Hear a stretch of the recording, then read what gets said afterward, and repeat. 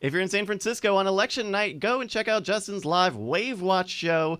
Get tickets and info at bit.ly/wavewatch. All one word, all lowercase. Our opening song is by Stephen Cogswell. It's called Hot Pads for Love. Get it at autfi.com/pads. Hold on. Let's play a game.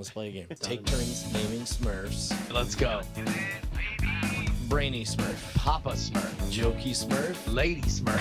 Vanity Smurf. Tax Smurf. The one that was always talking about your deductions. How many other Smurfs were there? Grouchy Smurf. He's so grouchy. Hefty Smurf. He's so fat. Baby Smurf. Juvenile. Greedy Smurf. Boy, he was generous. Jokey Smurf. Yeah, I already said that. Handy Smurf. Boy, did he love to ejaculate constantly. Dad cat. Enjoying dad breathe. Hot pads for love. Give me those oven mitts so I can grab your hot pads for love. You're like my easy bake, sweet as a tasty hot pads for love. Have you ever been the last 3 or 4 person in a Fortnite game? You're trying to build a floor and a wall and everything looks the same. Concerning hip hop, the hippie, hip hop, and you don't stop around. Bang, bang, Fortnite, bang, the boogie. Big banger, shoots you in the head with his put you in the slimmer. And you're dead watching the next guy up on the rung of the ladder and oh my bladder. Shut it down. Hot pads for love. Anything is possible. Give me those oven mitts so I can grab your hot pads for love. You're like my easy bake, sweet as a tasty hot pads for love. Calm it down, Pete. I get knocked down, but I get up again. No one ever's gonna get me down. I get knocked down. I get up again. That squirrel is a real clown. Throwing acorns. I'm an animation. Oh, Christ alive, God damn it. Wow, we found the way that's not offensive. We saved it. She's just ahead of her time. Oh, Stephen Cogswell is a national treasure, and it's Tuesday night, which means it's go time for Night Attack. Also, joined as always by my BFF and Noah K. It's JRY, Justin Robert Young. I'm Brian Brushwood, but more importantly, was it my imagination, Justin, or was Bonnie like the one that kept saving that song where it's like she would just get all rambly and sideways and she'd be like, "A gentleman if you don't mind." Hot Pads for Love is the title of the song. I mean, saving the song is an understatement. I mean, like if you are to create art out of a dumpster fire, you are just an amazing savior of all things interesting. So again, Stephen Cogswell spinning gold out of poop, but we will hopefully provide more poop for him tonight because we got a jam-packed show here, Brian. Oh, hells yeah. It's a star-studded cavalcade of people who are calling themselves stars. Not only is it you, me, the invisible wife, Bryce Neshcom Castillo, but the one, the only, you know him as Beautiful Michael Television. It's MikeTV. Hey, how you guys doing? Hooray! Hooray! I lit. I don't even know where to begin, Justin. There's so much. We are fresh back from San Jose, California. That is where TwitchCon happened, and man, we all rolled in. We came in like a wrecking ball, and it was a great time. Yeah, last week's listeners will remember, as a casual side mention, I suggested that maybe I hadn't exactly booked a hotel, although I had gotten our flights arranged. I wasn't necessarily sure whether or not we needed a rental car or not. So let me also now that everything went well, I can reveal this. There was definitely a call that Brian made to me like 5 days before we were supposed to be in San Jose. It was like, so just do me a favor, friend to friend. Why am I going to this thing? Like, what's happening? Where am I supposed to be? I have no idea what's happening. I'm very confused and frightened. We kept asking, too.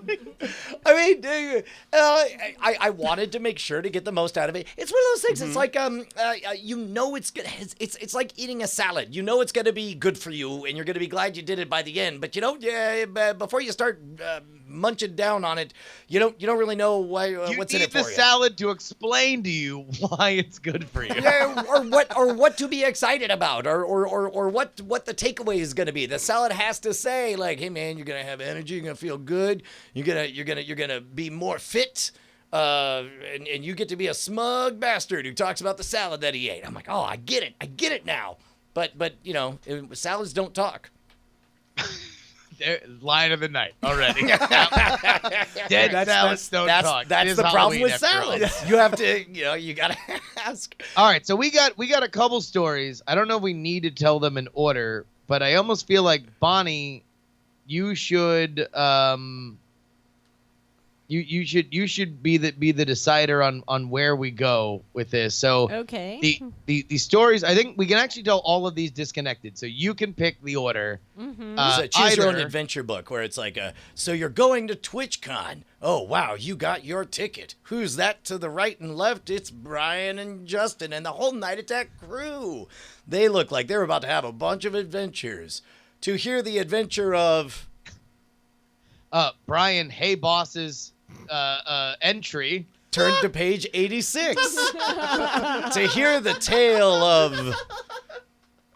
Brian lectures an amateur.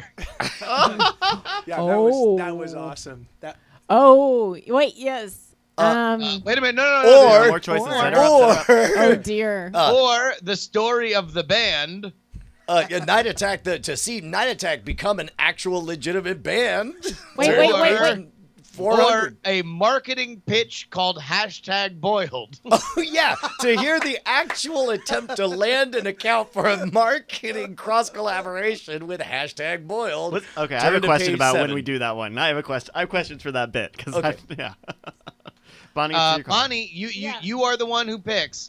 Do you either want Brian Haybossing entry, Brian lecturing an amateur, Night Attack becomes a band, or the business plan called #boiled? Okay, I have a question. Yes. Does that mean the other stories don't get told? Nope, they We're all giving get, her all get them. told. They all get Just in told. order. You get to Just in order. read the book over and Oh, over. okay. That's the It's like we beauty of kind it. of don't need to do this whole framing device. Yeah. But Right. actually, No, I say that you always want to make your character sympathetic by making him pathetic at Oh, the beginning great. of So, the story. so we'll start with #boiled. Oh, yeah.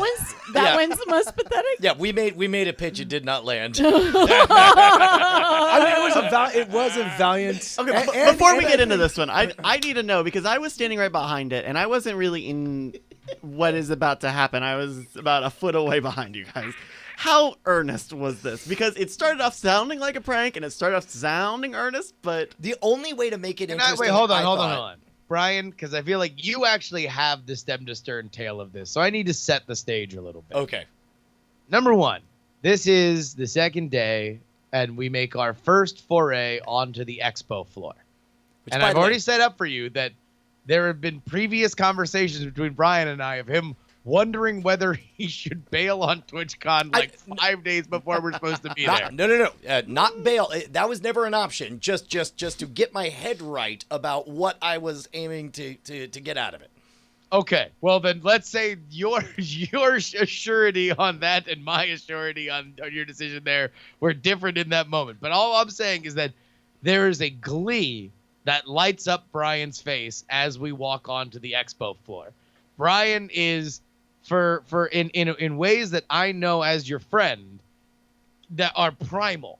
You are excited by the fact that this is an expo floor that apparently brings back nostalgia from early days of E3. It's quaint enough to be walkable. It's try hard enough to be adorable. And Brian then goes in as if there is like the matching of youthful Brian who was at E3, just excited about the big carnival, and now medium mogul business Brian who is there. It's as if you could transport yourself back to those early days, and now you literally, Brian goes from booth to booth, not only sampling the wares of all these fine vendors that have made their way out to TwitchCon, but then also giving like the full the full explanation of like, okay, cool, man, sure, but what are you really selling? Yeah, and that was, and it was. Unsolicited business And consultations. But yet we have to acknowledge that it was almost every single person that he would do this with. They would first recognize him. He'd walk up and they'd be like, "Hey, you're Brian Brushwood." And then of course Brian would take him very seriously and be like, "Well, what do you do?" And they'd be like, "I do this." And then Brian would literally break it down and then be like, "And this is how you make this. You take this thing from your pathetic little tiny stand to You need to liquidate all of this, and you need to remember, you're not selling your thing. You're selling an emotion. You're selling an experience. You're selling victory. Brian, You just need to sell victory. No. Which is an actual quote. That's an actual quote. You're selling victory. That is actually a quote. You are selling victory. Now, amongst this, Brian is on a roll, and I am all about feeding. I'm feeding every I'm seeing that this oven is burning hot, and I'm throwing logs in there. I want to keep I want him to keep that same energy for everything that we're doing, because we got a couple panels coming up, right? And so we walk by a gigantic, very well done cup of noodles booth. Yeah, there were some very weird, very earnest booths, including Nishin cup noodles. And they were just handing out free cup noodle packs. Yeah, and So everybody, Brian stops me. everybody, upon being handed a cup of noodles, they all have the same the same reaction. They are handed a shrink wrapped thing of styrofoam cup of noodles. They're handed. They're like, "Oh, Okay. What I do I can't do eat with this right it? now. I don't have pockets for it. and then I they just walk forward holding cup of noodles." Yeah. And So then they listen, yeah. all of you, I hope that one day you have the pleasure of seeing the unbridled spark of creation in Brian Brushwood's eyes when he has an idea that he wants to invade the world.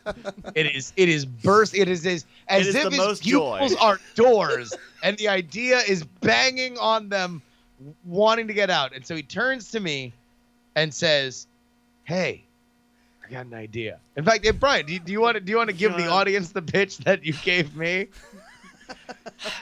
I was like, "What are they doing? They're just handing out noodles, and nobody has a place to put them. You're not allowed to have backpacks or bags in here. This is insane. Everybody's everybody's hungry. They're handing out food that nobody can eat. This is insane." I was like, "Dude, how much can a booth here cost?" And it's like we both shrugged our shoulders and made up a number. And it's like, what if we partnered with them? Okay, let's do this. Let's unironically sell this idea to them right now. So it was earnest. Well, I knew the only way it could be funny. Because it's not going to sound earnest when you yeah, explain it. Right. Okay. I knew the moment I spoke it that the experience would be fun and funny, but the only way it would be fun and funny after the fact is if we really tried. Right? It's one of those things like if we otherwise, like these poor people, they get hired at reasonable rates, and it's like they're selling shit they may or may not understand, and they got gaming. They're like, "Oh, that sounds great," or whatever. But It's like, what is these noodles? Are they victory noodles? No, okay. What are you? Yeah, are you selling- Okay, in this case, what you're really selling is satiating your hunger. So it seems to No, me like Brian, you're selling a full health bar. you are missing an ingredient, since nobody except for me, who just would eat it raw. No, can there's eat only these. one person in the world All right. who will do And what that. are we selling? We're trying to sell attention to us, and we have a product. Listen, okay. At this point, actually, I turned to Justin. I'm like, let's legitimately try to sell this. And so we walk up, And also, by the way, what you are about to hear, imagine that I'm nodding my head through all of it, not knowing whether or not Brian is serious, but I'm just very excited that he's excited. So I am on board for literally anything that he says, whether or not it's a joke or a serious pitch. I'm going to follow him into battle. I am just lock stock. I'm in for whatever Brian wants. No, I know that look. Like every now and then, it's like kind of cat-like, devious almost in his eyes, where he's just like, "Oh, where is this going? I This is can't it. wait." This is it. All right, Brian. What is the pitch? By the way, one of the fanciest booths that was not game related in the entire thing is Oh, yeah. safe to say No, great, giant great. neon Look, noodles. they had a big photo spot, and they had the neon news behind, and you took a photo, and Right. So I walk up and they were like, "Oh, would you like a couple of noodles?" I was like, "Yeah, but I think there might be a real opportunity here, and I need to speak to whoever's senior most here." which was the first thing that got to me, because if you're selling like software, then like, okay, well, there's probably a developer here, but Nishin is so big, they're not going to send anybody. I mean, to these conventions. there has to be one person no. who is in There's- charge of that booth, yeah. right? Yeah. No, Yeah, the yeah, person but- we but- need to but- talk but- to but is the I- person that booked the booth, the person that is organizing everything, because they're going to be the person that can green light this brilliant idea. Yeah, that's the. I do see it. I do agree with Bryce that yes, there's no way in Someone hell has to that lead there's going to it, be a but- decision maker at that booth ever at all. Over the, Especially but not on however, the level but- that you're asking but for. however, the thing is the fact that you were going in the front gates, like you were literally charging like the charge of the light brigade. Like, dun, dun, dun, and dun, by dun, the way, dun. and in Brian's hand was this mighty sword. This is what we were going to slay Cup of Noodles with.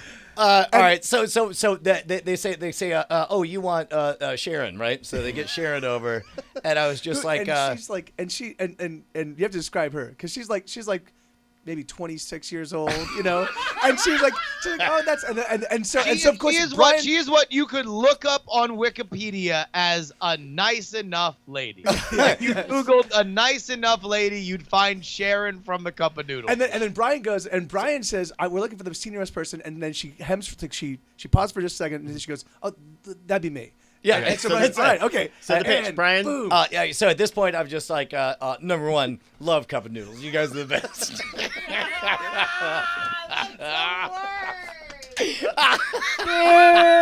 Hi, my name is Brian Brushwood. This is my co-host, Justin Robert Young. We have a Twitch stream. We had 2 #1 comedy albums. Listen, we make hits. So the important thing. I think you really did say that. No, but you Like, did, you legit, did, and you set it up perfectly. nothing is out of school. Nothing is embellished at this point. And, No. and at that point in time, she's like you see her, she's like, oh, okay. And she is Like, holding like yeah. 3 cups of noodles. Yes, at yes, this because she point thinks she thinks she's gonna hand off some noodles to She has us so and many then send cups us on our of way. so many noodles, infinite noodles, so many cups. And so I say, Okay. You look, gotta think about what's in it for her. You're All right, just well, like, hold on. you gotta Exactly. learn about me. Okay. oh man, look, I have taught you well, my lady, because the next thing out of my mouth is She's just like, a nice enough lady. She thinks you're hitting on her now. Well, if give him she a is, minute, I give him brought a a minute, get to whole the next team. So maybe it's the right offer. I don't know. All I'm saying is he brought so many people, she's going to need a cup for all them noodles.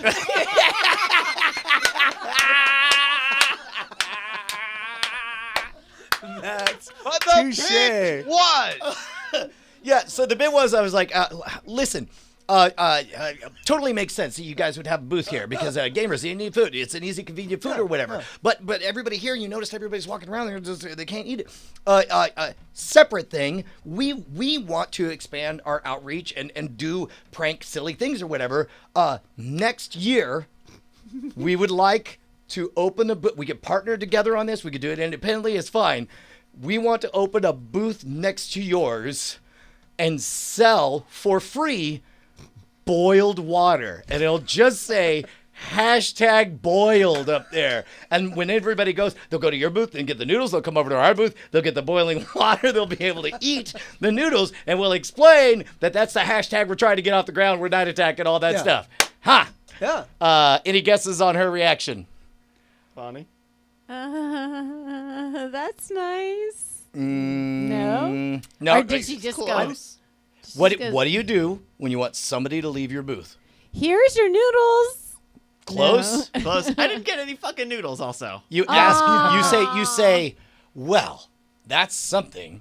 Do you have a card? Oh, that's the To which worst. I naturally say.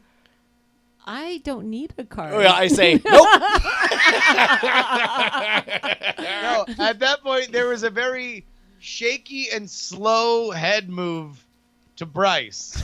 Like, yeah, this is my producer, Bryce Castillo. Yeah, You and get- then he'll take your info. Did I give her my card? Yeah, you did. You did? Yeah. And so, in fact, you were like, yeah. Oh, I've got a card. This is great. Yeah. And it was a very nice card. Thank Nicely you. By the way, well-appointed card. shockingly effective move all weekend long, using the phrase like, "This is my producer, Bryce Castillo. He'll take care of you." Well, that's part 2 of the sentence. Part 1 is don't give me your business card. I'm gonna lose it. yeah. Everybody's no- trying to hand me it like it was like a radioactive. Yeah. I was just like, oh yeah. No, I'll never see that again. You want to go to my?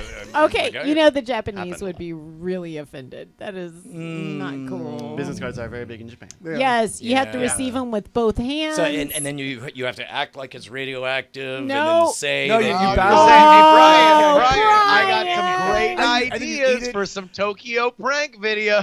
Don't you? Yeah. Is I think don't you take it like Eucharist? You just put it on your. Like, yeah, that's All right, Bonnie, Thank you, Masa-san. Yeah. all right, Bonnie, Bonnie. you have three choices left. Bonnie, or sorry, it is great moments in Hey Bossing history. We have Okay. Brian lectures an amateur, or we have Night Attack the band. Okay. Well, I feel like we should move on to an excellent story, like when we're some exemplary. Are you asking us for advice, or are you making a No, choice? I would say the next one should be. You know what? I think the next one should be the band. The band feels good. Here we go. I feel Okay. like All right. because that's All right. like a good success. All right, so Everybody's some doing good. real quick preamble. Yeah. Scoop Fest. We're gonna take you all the way back to Las Vegas. 2 whole What, weeks ago. 1914? Something like Two that? whole weeks ago. Oh, All of a okay. sudden, I get an email. For whatever reason, somebody's offering us, Night Attack, a spot on a music stage. And I'm like, well, I'm like halfway through. I'm sitting at a table with Brian and Bryce, and I'm like halfway through typing, we don't do That's Like, not what- so that's you not- get the message and you think, this is clearly a mistake. We are not qualified to be on a music stage. These are almost certainly music showcases and opportunities for legitimate musicians who really want to. The last thing they want is the two of us singing Islands in the Stream, bad karaoke style, saying, we're a music band. Yeah, so I'm about to Is that send what that. you I would do? delete it That's your because that is not operating under the when somebody asks you if you are a god, you say yes, Yes. or rather, you say yes. I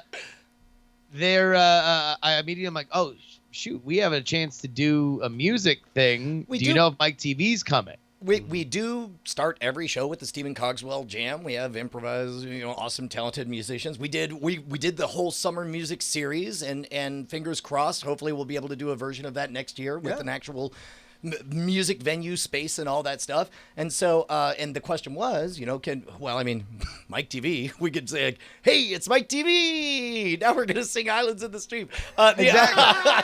So I'm like, all right, well, look, if this is the difference of if Mike TV's going to be there, then awesome. We can just throw him up that we can get Mike TV more FaceTime with everybody. And if he's not, then he ought to be. This could be the reason why. And so I'm texting with Mike. Mike's like, all right, let's go. It's awesome. But also keep in mind, Mike just got back from what, a 2-month European tour. It was 3 months. It was 3 months total tour, of a month and a half in Europe and a month and a half in the U.S. And you've been home exactly 20 minutes, and just as you're thinking, if I remember the exchange correctly, it went some version of, hey, do you want to go? You going to TwitchCon? Oh man, no, I gotta just tell you, I was on tour for 3 months. I'm really tired. You know what? I think it'd be great. Count me in. It really was because I wasn't certain I was going to go. I was just exhausted, and then Justin's like, "Well, we got this stage," and I'm like, "All right, I'm in." Yeah, like that was. I was like, I was on the fence, and he just went, and I was like, oh, "Okay, there you go." So Mike commits while we're at the Fridays in the Orleans and Vegas. What Mike doesn't know, at least up until we get to TwitchCon, is that the stage that had initially offered themselves to us was not actually available, but we randomly wound up getting contacted for another showcase that was happening late on the first Friday night. And so it is at that point, Brian, that Night Attack, the band, assembled. Not only the three of us, it wasn't just a sausage party. Well, Yeah, so I know, yeah. we originally, and by the way, we don't want to come up with anything until, hours before we're actually going to do this. Yeah. And so it's like, we know we got MikeTV. Worst case scenario is MikeTV does stuff and we read the room and either we make a joke or don't make a joke. Either we play to the fans or we try to keep it straight. We'll see what we get there. And then when we're checking in for TwitchCon, I see on the giant big board, the LED board, I see the name Ali Spagnola on there. And I was like, oh, is this a thing where the moment you get your badge, your name shows up on the big board? Or just, she's a registered partner and they're throwing it up with everything else? Although I do have to say, I don't think that was actually when we were checking it out. I think that was when That we we- were gawking dealing at the with line. That there was thousands. It was such a chaos. Man, Setting the stage. Yeah. Just know, Yeah. lots of lines. Yeah. There was 20,000 it was- people In fact, 3.5 hour lines. Bobcat, who I think is in the chat, I think he waited 3.5 hours to actually get his badge. So we see this thing and we're like, "Fuck that noise," you know. So we go to the Winchester. So and find a hotel room or whatever. But anyway, so as we're staying there going, what the hell is this? Is total chaos. Then Brian looks up. He's like, oh, Ali Spagnola. Like it's just her name just kind of like shines across this gigantic. So I text her. Awesome. I say, yo, Allie, just saw your name on the big Twitch display. Did you just pick up your badge? And she goes, oh, I'm almost there. 90 minutes. I was like, nice. The lines are positively insane. We're gonna go hang out at a bar. Okay, sweet. Hey, and she says, line wasn't long. I got my badge. And so we're just beginning to figure out what the precious, valuable VIP music showcases we're going to do in 4 hours. Yeah. And then I say, wait, Allie's here. What if she wants to be in on this? Yeah. So I text her, yo, we're at this place around the corner. Night Attack has a showcase at this event that starts in 2 hours at this bar. Right now it's just me and Justin making noise for MikeTV, but would you be interested in joining us as a surprise guest on Team Night Attack? And she goes, whoa, dope, I'm down. And so she's totally in. And so because they had instruments, they had pianos and everything. Yeah. So now, T-minus 90 minutes. 2.5 hours before the gig, I think. Yeah. We're walking down the street, just sort of talking out, hey, what's a structure of a thing we can do? You guys are talented, and we're called Night Attack. We're a band now. And then we walk past a family portrait studio, setting all their stuff up. And So it's the three of us, Allie and my wife Ashley, and we stumbled upon a family portrait studio that was trying to reset all their shit to be more of a traditional, like, oh, it's a wacky photo booth. You hold a sword and I'll put a knight's helmet on, and then we'll act like we're shoving it in each other's mouths, and it'll be a fun, wacky, drunk thing, right? And But we're like, no, put all those wacky props away. We want just us and the bench, so it looks like we're all kind of together. And we want to take real ass, very earnest family photos. serious stuff. Earnest as fuck family photos. And at this point, like, there's a bit of confusion. I'm like, how much will that cost? And in my mind, I'm just like, Oh yeah, no. Yeah. Brian's initially like, shit, man. Like, I'm in. Like, let's get for real family. This is before we know that it's a photo booth that night. Brian's like, let's do it. Like, oh shit, are they closing? How much will it cost to keep them open? We're gonna do it. I'm willing to go up to like $250 to get family photos taken. And Brian's like, hey boss, got a problem. Need family photos. Do you are how gonna much take would them it cost? for me, right? Mm-hmm. And they're like, oh, we're turning it into a photo booth. Oh, how much?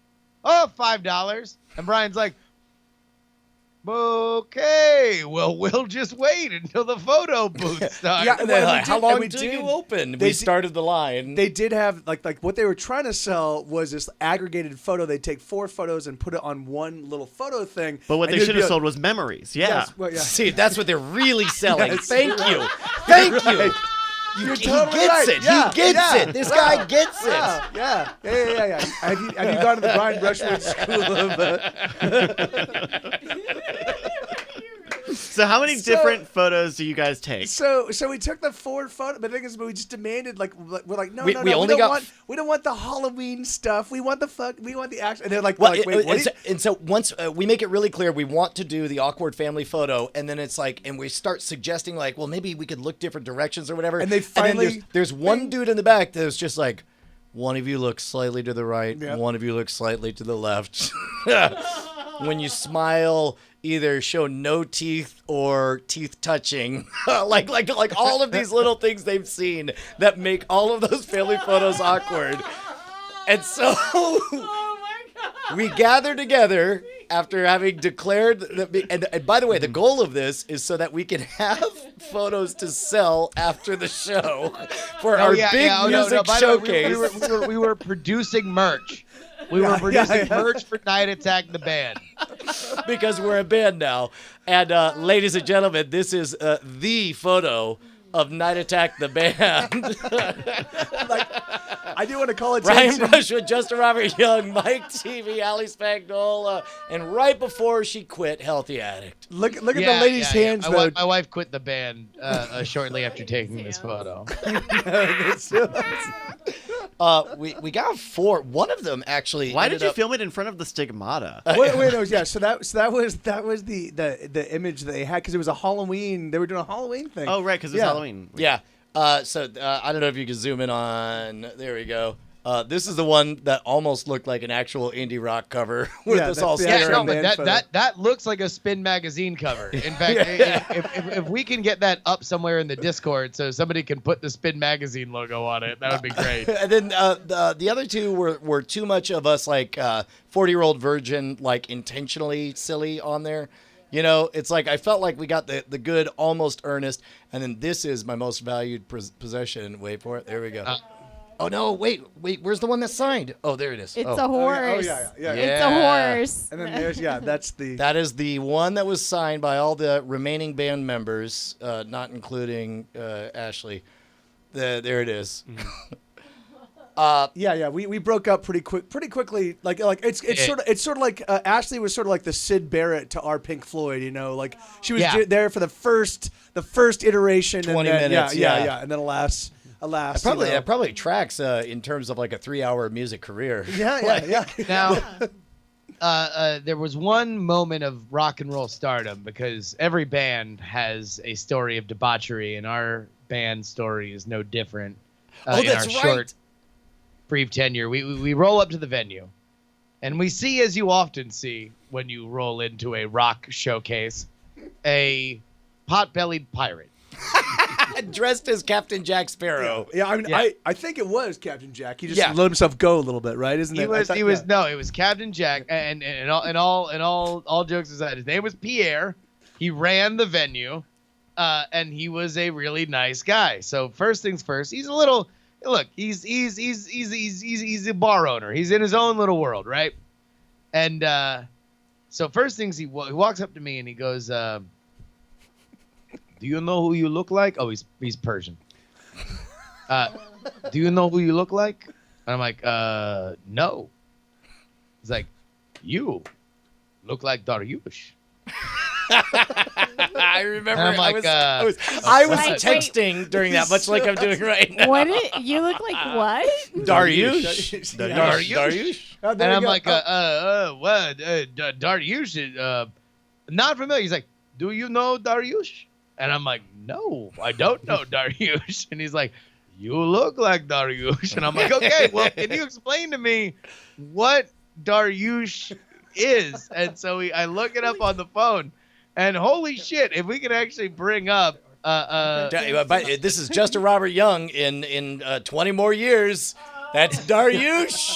so if you can find the younger, there's younger photos of Dariush, but it's not wrong. Like, it's funny because the younger photos of Dariush looks like younger than me, and the current Dariush looks like older than me. So I am bridging the Dariush gap.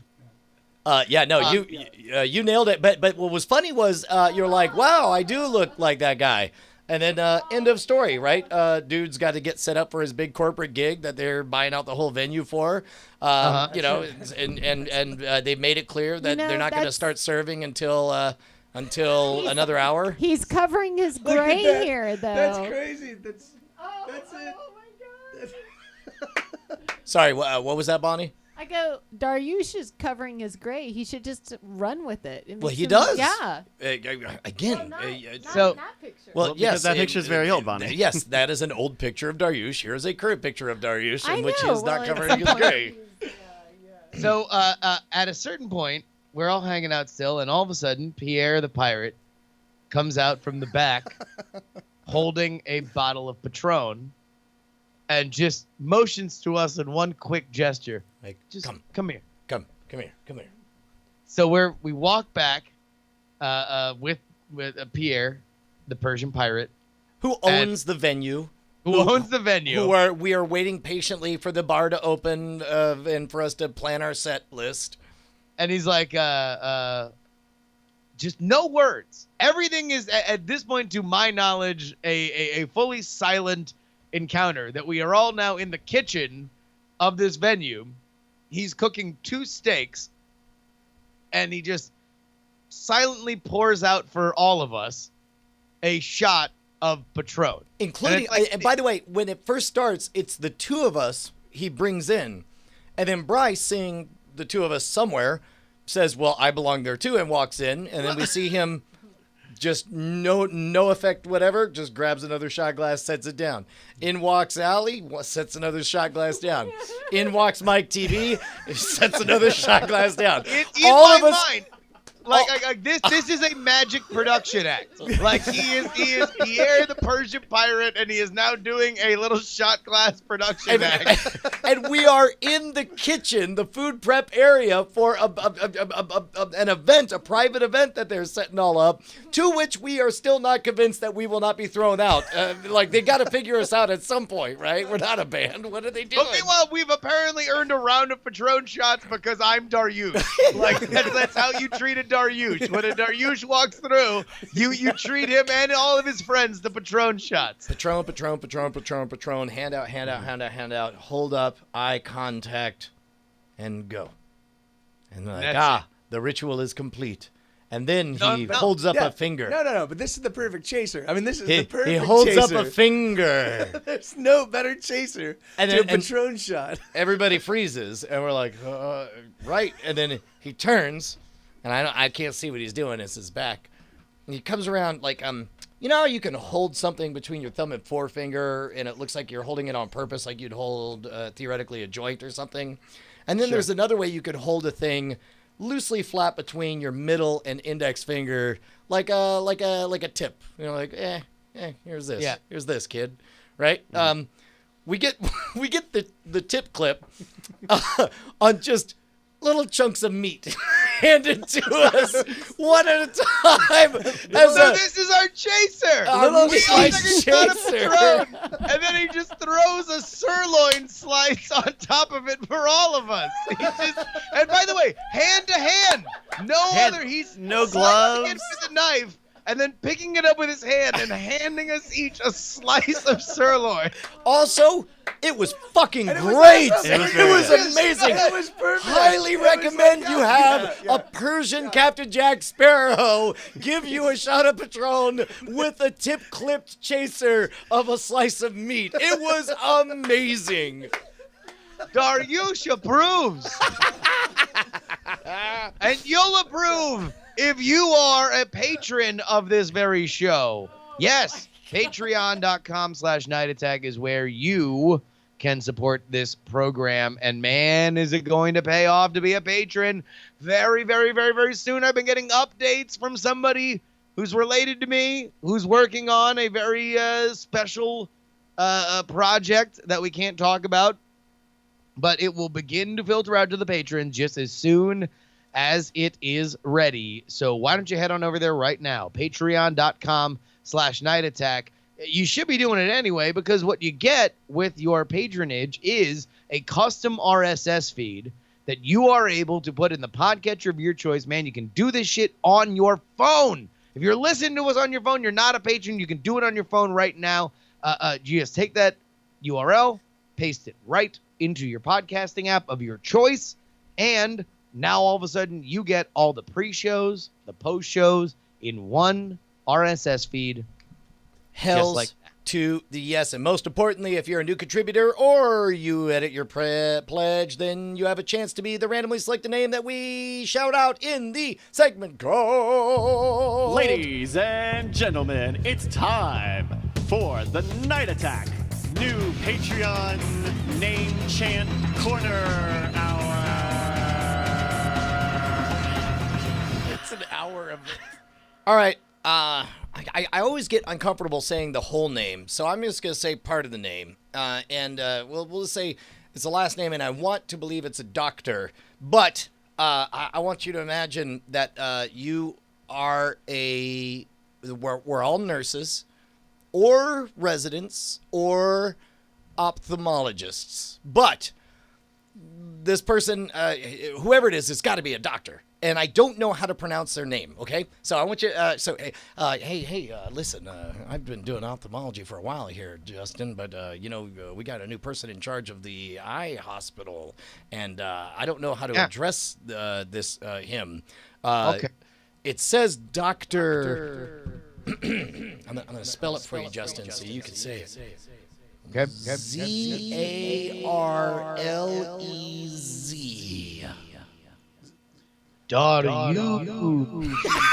Oh, Dr. Daryush.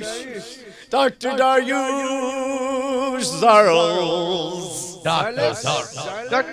Zarlez. Dr. Daryush Zarlez. He solves the music. I'm afraid you've got a case of the funk, and only my Persian massage can fix it.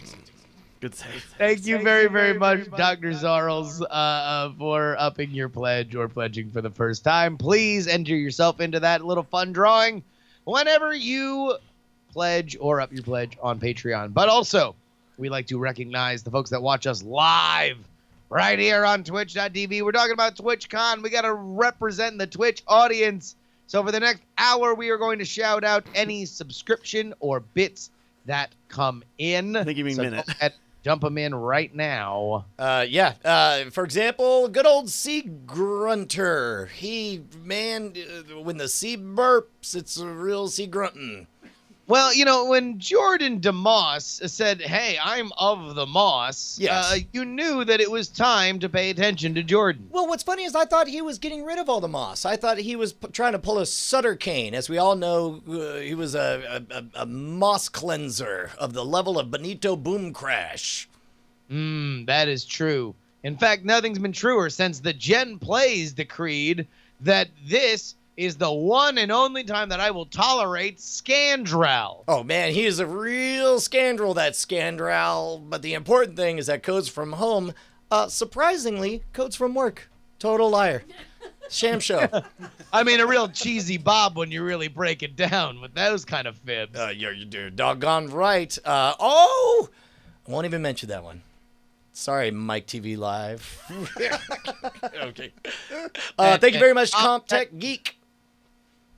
Folks, if you want to subscribe to our show on Twitch, you can do so for free if you have Amazon Prime. Not only just free, but you get to steal from the richest man in the world. How could that make it even... That makes it the best thing ever. Not only is it free, but you're actually taking money out of Jeff Bezos' pocket, which is morally good. Indeed. And you could be the new lead in a Robin Hood movie that they're probably going to make in the next 5 minutes because they apparently love doing that. You're not wrong. All right. Bonnie? Yes. 50-50 shot here, and they're both Brian related, and I'm going to let you know. Before we go forward, though, we do have one epic shot of how well the showcase. Shit. Yeah. General alert, the showcase was a blast, and Diamond Club turned out in force. We melted their faces, and now we should feel real bad because they're scarred for life. But it was such a blast. So much fun. I was so proud of our community. I was so proud of the talent of Allie, of Mike, of the fact that we did a real gig. Yeah, and it's really funny because we knew we were on early. But the thing is that when we went on the Diamond Club, so there wasn't a lot of people like out in front, and when we went on the whole Diamond, like it was just Diamond Club, and it was absolutely awesome. I'm like, of course. All right, guys, if that's what you want to like exhaust us early, there you go. But we brought these people, and it's rock and roll, and it was just awesome. It really was absolutely epic. So here's the thing: if you were there, I know some people were live streaming it. I know some people were capturing it local. Somebody screwed up on the tech side and was not live streaming it like it was supposed to be live streamed. Until this set was over. Until our set was over, right? So we need to save this story because look at this shit, Bonnie. Yeah. Look at that. Can you believe how amazing that was?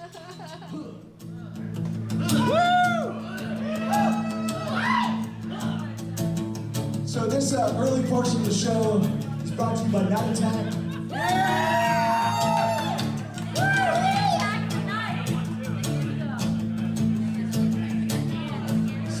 Alright, so this. Does everyone know the next lyric? Triceratops, can you tell me? You made me horny to the power of 3. I have only one wish for the men's certain. I want a T-Rex to masturbate. When we're alone, I promise you won't use the telephone. Awesome.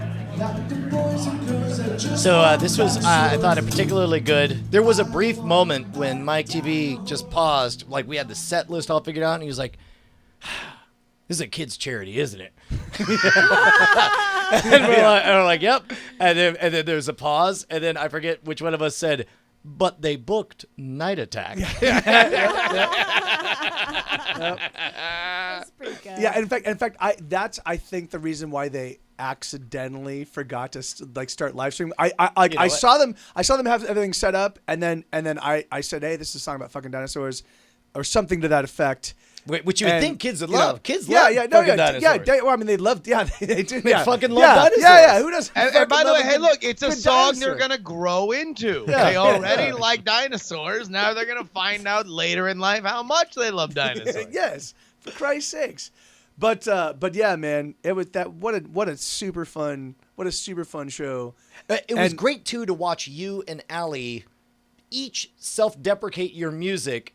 And just like I'm sure all this makes sense if you're a musician, but I saw one of you like, so what are you gonna play? You're like, oh, it's the dumbest, stupidest, easiest song. It's just 5-7-2-1-5 G flat 2 minor 7 to the 4th power. You're like, oh yeah, and then you do 5 riffs on the time travel, and it's like, yeah, no, you're like, yeah, no, that is a really easy song. You know, what's your song? You're like, yeah, it's a little more complicated. It's exactly the same shit. I mean, it's like I couldn't understand any of it, but you guys played on stage having never heard what the other person was doing. Yeah. And also, by the way, it was like amazing. You guys both crushed it. Allie played a song that, although I've heard her play live a couple of times, I had never heard her play live, which was a song about internet comments that she gets. Which was like, it was just amazing. Positively, it was just Randy Newman like level satire, like just brutal and unsparing. It was so funny and so amazing. She absolutely crushed. You crushed, Mike. And meanwhile, like Brian and I, it was like the closest that I feel like I had ever felt to like a talk show host, where it's like, oh, like no, we're a variety show, and Brian and I's job is to go out and meet affable, funny people and crack the crowd a little bit, and then go, ladies and gentlemen, like a nuclear explosion of talent, and then one would happen, and then we'd walk out and be like, yeah, you're all irradiated forever, ha ha ha ha, like, and now another one. In fact, Yeah. I do have to say, I definitely think that had we not been in the time slot we were in, and had that crowd there and gotten everybody up and running, I'm fairly certain that show would have taken another hour to an hour and a half to actually get to the point that it was when we left the stage. I've done I've done a lot of rock and roll shows. I've done we left with a ton. There was a whole bunch. There was, for all the people you saw on the stage, there was probably about 2 or 3 more people, 2 or 3 more times people up on this like balcony, not balcony, but this like other level area like a back VIP there. area. Yeah, in the back. yeah.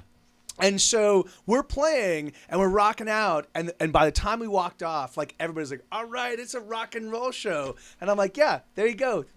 Thank you, thank you, yeah. That's exactly. Also, I do want to point out that part of the brilliance of that Alex Spagnola Troll songs is knowing, and it becomes fairly apparent from the writing that it's like, there's no way these were written by Ali Spagnola. Oh, no. These are all definitely actual comments she's received from her channel. And they were brutal. Knowing like all the best comedy has that undercurrent of real pain underneath it.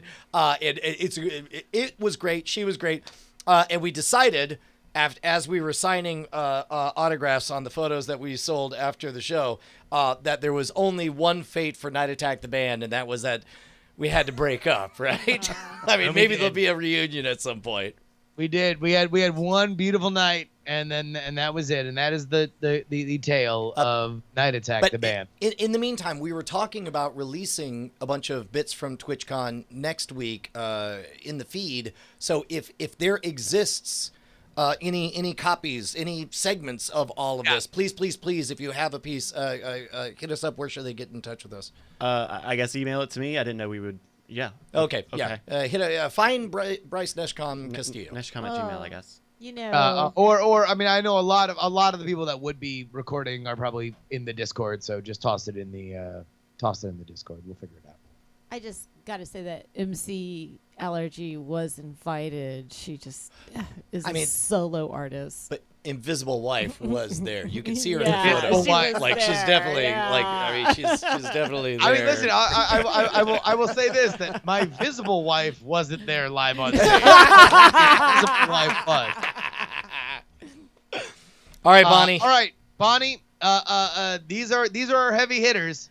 So I think you have chosen wisely in ordering these stories. Do you go with great moments in Hey Boss history or Brian lectures an amateur? I think it's great moments, and then Brian lectures an amateur. Okay. I think that's the way I'm going to try to tell a shortened version. Yeah. Because it's a familiar tale. Yeah. All right, hold on. Yeah. I'll set this one up. Okay, all right. So I did a little stream here from my studio in Oakland before I came down to San Jose.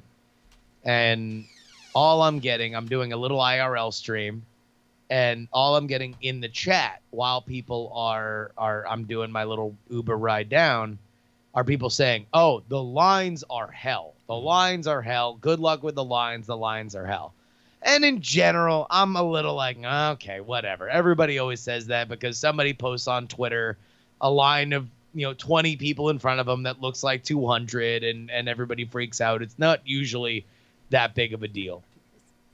I roll up on the convention center, and oh my fucking God, is it a big deal? Like, it is a massive tangle of not only the lines to get your badges are really, that venue is a terrible venue for organizing getting your badge lines, and all the lines intersect in this bizarre, like they're crossing over each other. They are literally overlapping each other in points. There's a moment where security is like, "Hey guys, you need to leave a gap to let the other line through your line." I'm like, how does that work? How's like, that yo, dog, I heard you like lines, so we got I a put line lines to in go your through lines, your line, so you can line while you line. So the first thought, and I might have even said this on stream, is, oh my God, my only regret is getting here when Brian isn't here, because this is, and I say this with all affection, I don't know if pornography would get Brian physically erect like watching a gigantic miasma of lines that he can now try to circumvent. Like this is physically exciting for the Brian Brushwood that I know. I really wish that I was able to be there, and I was not because I wound up going and having a drink with Bill Duran. But Brian, you then descended upon that Gordian knot, and what was your reaction? Well,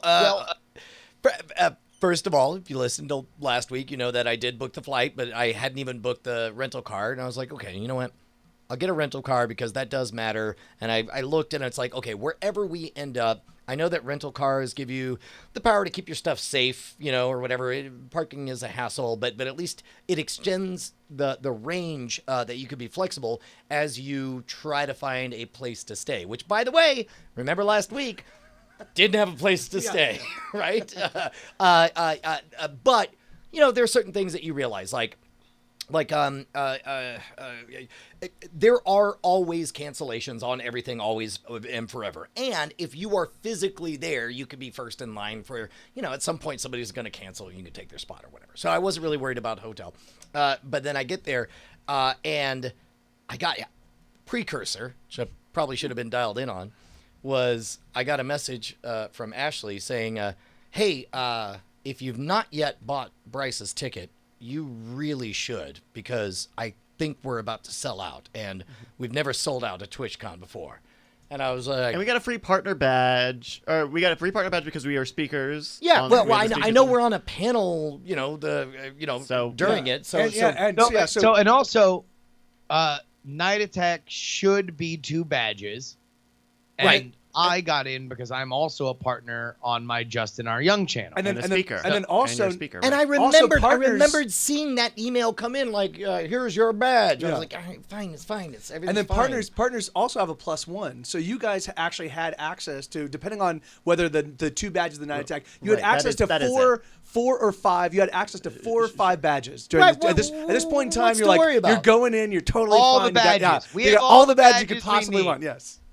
So we decided we only went to the convention center the first time to get the keys from Sunbun for the Airbnb that Mike and Brian did not stay at. Right. Yeah. But we saw the lines and they were crazy, so we were like, okay, we'll come back later and we'll do it.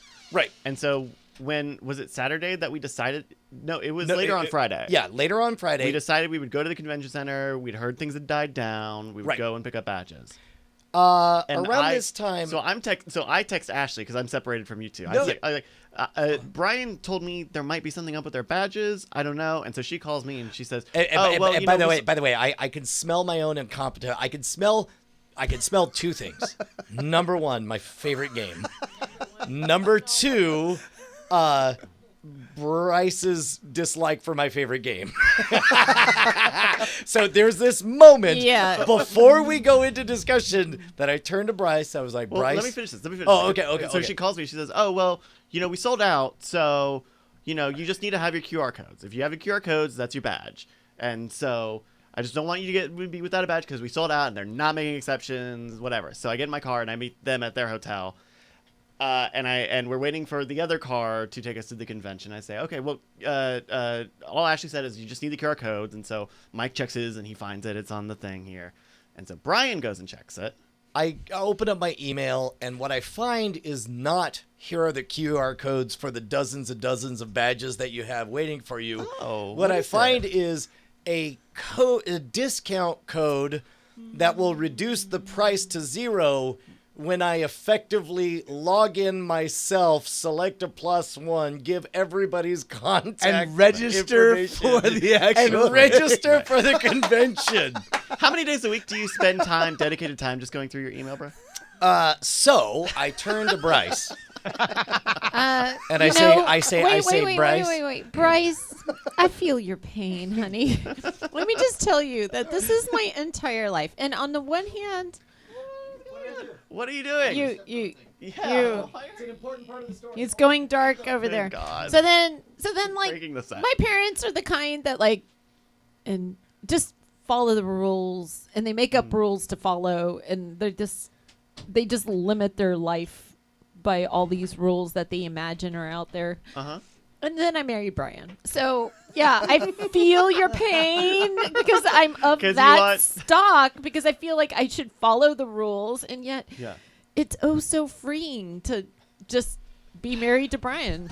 So, Right. So I realize I am standing in the longest lines of the world at a completely first time ever, fully sold out convention. TwitchCon. Oh, yeah. I have And flown Brian does not wait two in other lines. people with me, and I not only it's not like I have to jump through some hoops. I full on did not even register for this motherfucker. I have literally jack shit. and so this is the moment that I turned to Bryce and I was like, Bryce, I know that all things being equal, you would have preferred everything be handled beforehand. That makes it sound. Hold on. That makes it sound reasonable. Like if I had, like, oh, should we register for the convention that we're going No, to? It no, makes it sound you- like no is an acceptable answer to that. No, I would say that's not acceptable. You were very, very clear that I needed to make sure things were handled because there was a certain ball in my court, and I said, "Yeah, I got it." multiple times, Like, multiple times. I Like Bryce, just want everybody to know, knowing Brian, if looking at a gigantic miasma of humanity that he could skip got him hard, like being able to skip that line and then try to grift his way into free tickets is infinite cum. It is the cum rope that never ends. Like it is the number one rare treat in Brian Brushwood's life that now he can fully engage in a charged attack of Hey Boss that will either be very effective or he's getting on the next plane home. Like this is high stakes Hey Bossing on the level that you rarely see. All right, so first person that we talked to. Yeah. Oh. Wait, First I of feel all, first of all, just getting through the line. Like, Yeah, just let- We get in yeah. easy enough. well, Yeah. let's start with the cherry on top. MikeTV knows that there's one line that he belongs in that's an hour long. Yeah. Or he could just Or- follow Brian. And so Wait. Now, yes. did you So actually yeah, have so a ticket? Yes, so he did. I You did. But I was an affiliate now, and we went in the partner line. So I'm like, fuck it, I'm just gonna go through the partner line. I'm gonna walk up and I'm gonna plead ignorance, even though I went through this last year, and it took me like 2.5 hours to get my. And it seems like they really didn't care. and the girl, because I just started chatting her up, and she was a total sweetheart, and she's like, oh, what's your name? And she's and she pulled out my affiliate badge and just printed it up. And Yeah. Not to mention, I was like, this is awesome. You see, this is why are all those suckers waiting over there? Because you can just walk up here and get your affiliate badge in the partner line. Oh, You know? shh, don't tell everybody that. Now, here's the thing that they didn't know is you can make the experience so much better if you just have expo booth after expo booth in line so that Brian can give advice to him. And so then he doesn't. That would have drastically actually- slowed the line me down. by giving a lot. advice on the way in, I would have loved it. Are you kidding me? That would have been the only way that Brian would have spent 4 hours in line. Is if he could spend giving business advice to every expo booth. So, basically, I throw all the blame on myself because I earned it and because it's the truth. Yeah, By the way, it turns yeah. out the truth. We'll what set was- you free. Harry Anderson, I think he used the line in Night Court, but they asked him, how'd you do it? He said, I told him the truth, and they fell for it.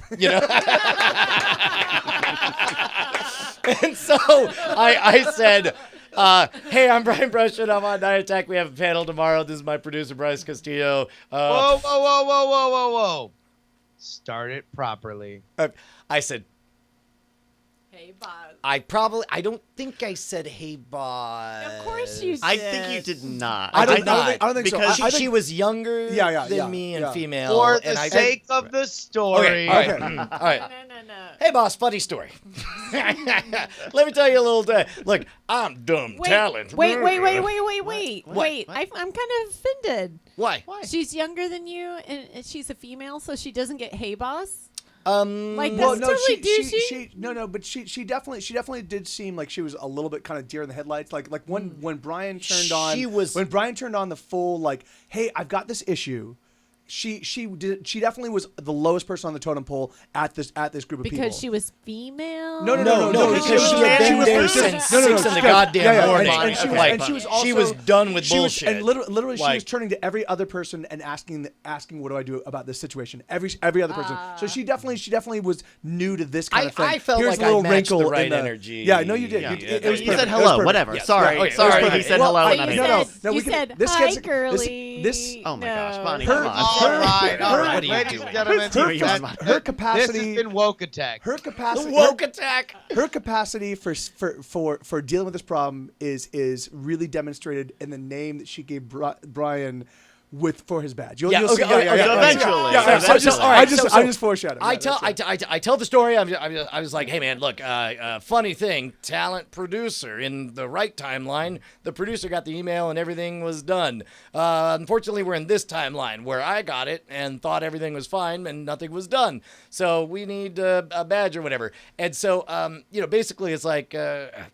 So at this point in time, Night Attack's come up a handful of times. The fact that they've got a panel has come up a handful of times. The fact that Bryce is here has come up a handful of times. Like there's this large swath of information that's getting thrown at this girl, and she's like, and she Okay.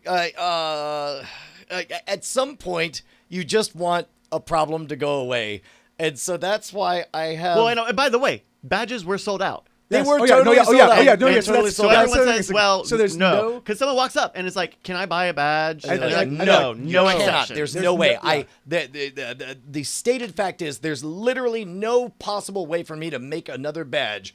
And then I start talking, and 20 minutes later, I just have a badge that says the word Brian.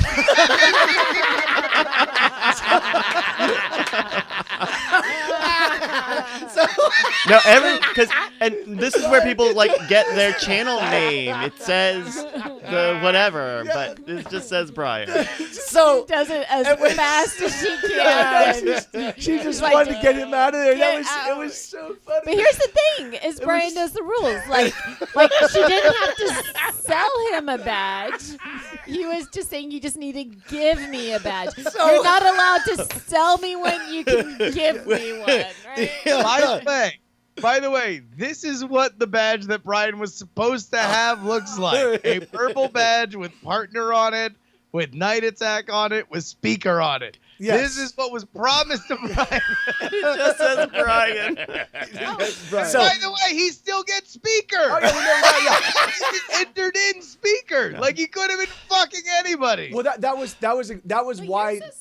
was why she felt such like she was like, oh, it's a speaker, and so she made she literally looks up at him after Night Attack has been mentioned 3 or 4 times. She looks up and she goes, "What's your name?" And he's like after he like. Brian, she types it in, prints it up. it just hands it. There you go. And then comes that moment. Wait.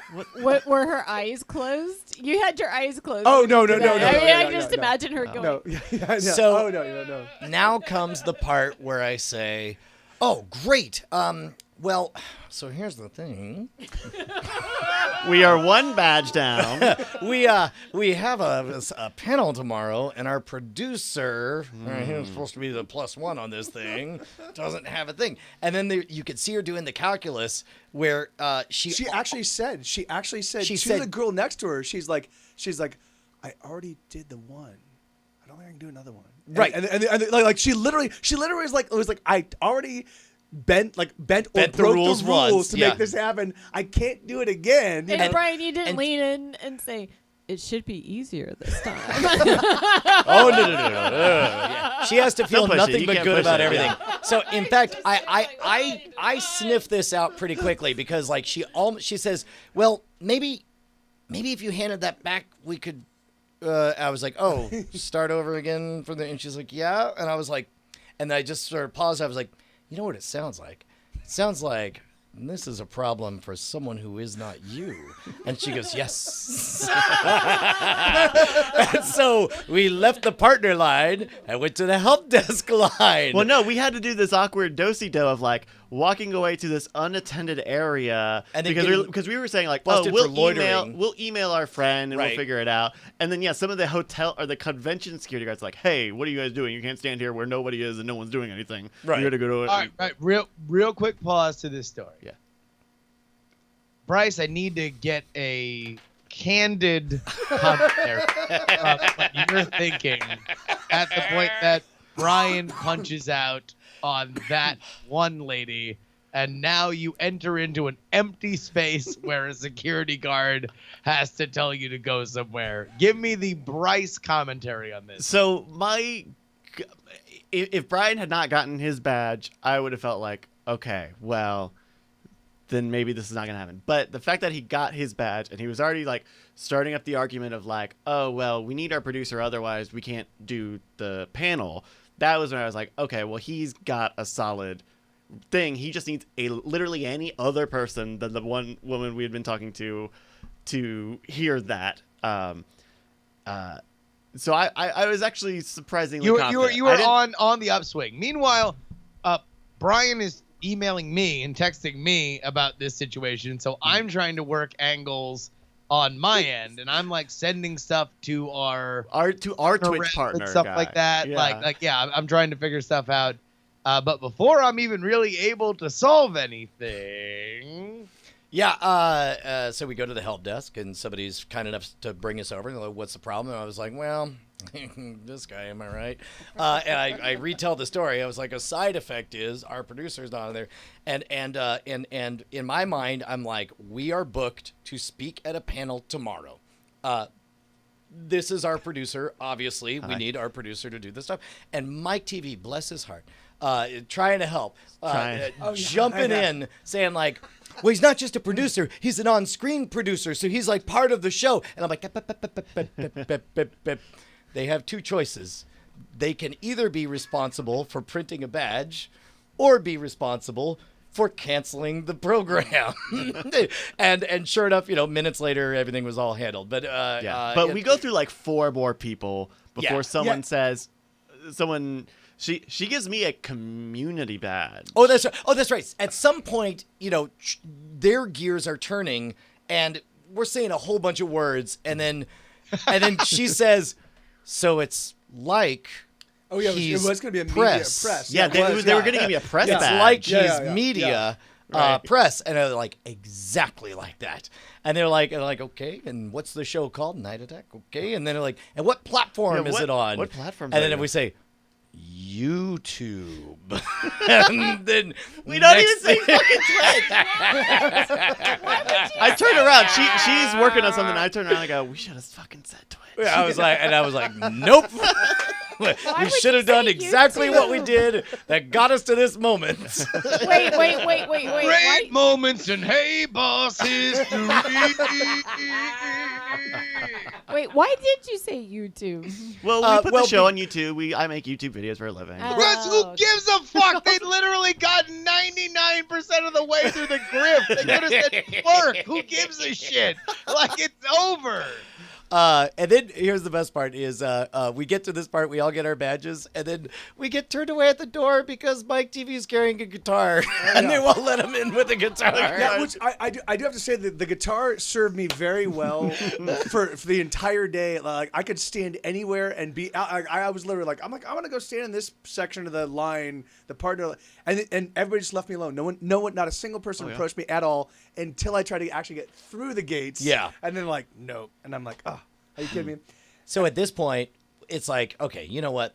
We don't need to get in right now. Yeah. We have a band gig tonight, man. Yeah. We got to get our head in the game. So you guys venture off. I go to the expo floor. Yeah, and that's right. Then You you go guys in. go into the next store, right? Yes. So we're on our way to Night Attack the band story, but along the way, Oh, now we're segueing into the very last. Yeah, the last well, Oh, Oh, yes, nice- here we go. nicely Our done. final story of the night, picked by process of elimination by Bonnie Brushwood, is Brian lectures an amateur. so we're walking, and trying to find the venue. Yeah.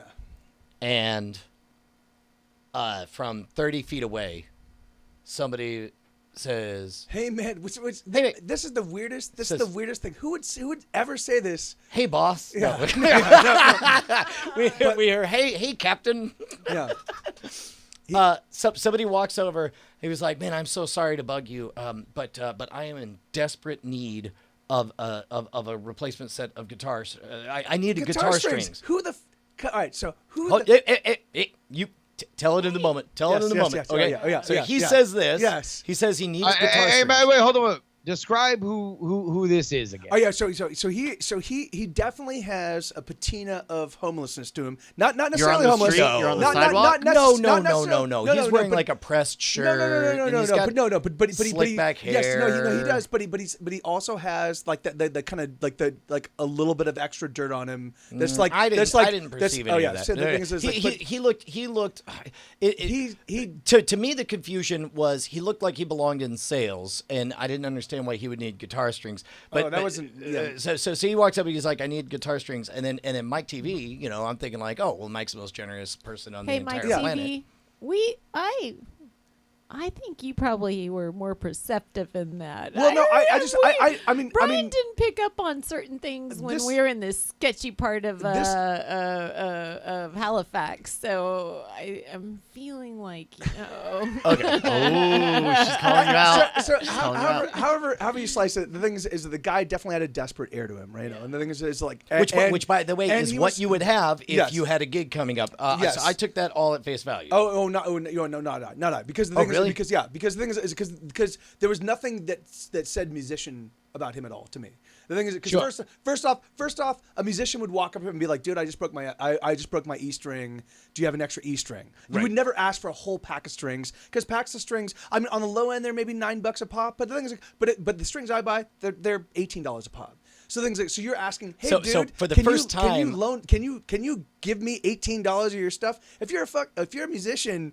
Like money is important. So Yeah, things so like- I already am seeing an anomaly because I'm seeing Mike TV saying no to helping a person, right? Yeah. And then and the dude he says, "I'm sorry, I only have the one pack of backups and I have a gig tonight." Yeah. wait, And he so there's says that- he has packed. No, that was me. That was Oh, Yeah. that's no. I'm Yes, yeah. funny. that's Yeah. you, yeah. And so So now, and so Brian, I'm gonna need you. Everybody, clear out. Brian, I need you to do your impression of what happens next from this guy. Give me your version of what he says. the dude is very instantly deflated, and he's just like, I just don't know how to deal with it. I've got, and so we have had that moment. Mike and I start walking away, and he is walking along with us as if he's trying to figure out how he's going to deal with whatever the thing is he's got. And then and he says, "Look, the problem is I just have this big gig, and it's super, super important, and I've got he's like, I've got this big gig, and it's super important, and I gotta get these strings. You know what? In this." And he's holding up a trash bag with, imagine, electrical extension cord cables in there. And what did he call them? So he said I have a $120 instrument cable. Right. And it is possible to get a $120 instrument cable, but it has the thing is $120 instrument cables are like maybe that's what Mick Jagger and Keith Richards played through. Sure. But yeah, All right. But okay, so yeah. At this point, we are almost a block down the road, and I am dead silent this entire exchange. I've not spoken one fucking word this entire thing.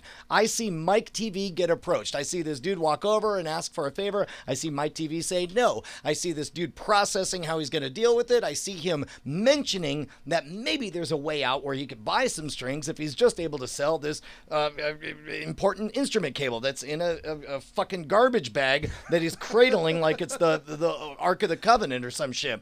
And so after a block and a half of listen to this, I've been dead silent for 3 minutes because I instantly know this is a scam, and it's like some of the best moments of my life have been watching these things unfold. And I think to myself, I will stop it when I feel a threat. And instead, I watch him poorly open I watch him move far too quickly to the grift. I watch him immediately start asking for something.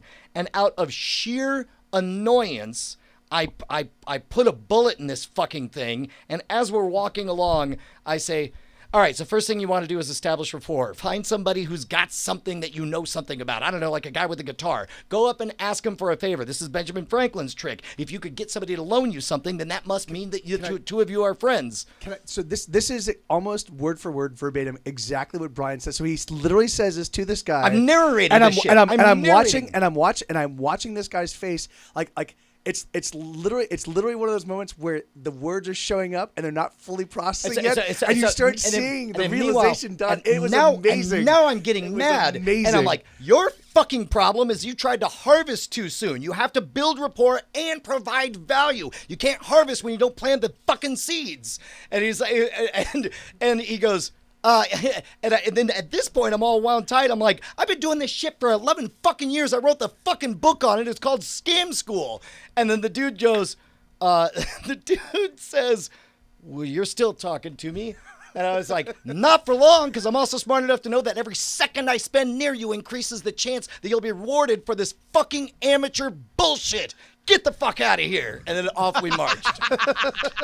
And it literally was epic.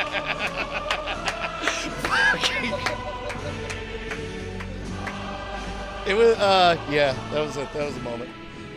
And it really was just watching his eye, like watching him, like I could totally see him, like he's like, I'm not in checkmate. There's some way out of this. There's no way out of this. There's no way out of this. It was awesome. It was really, really awesome. Fucking amateur.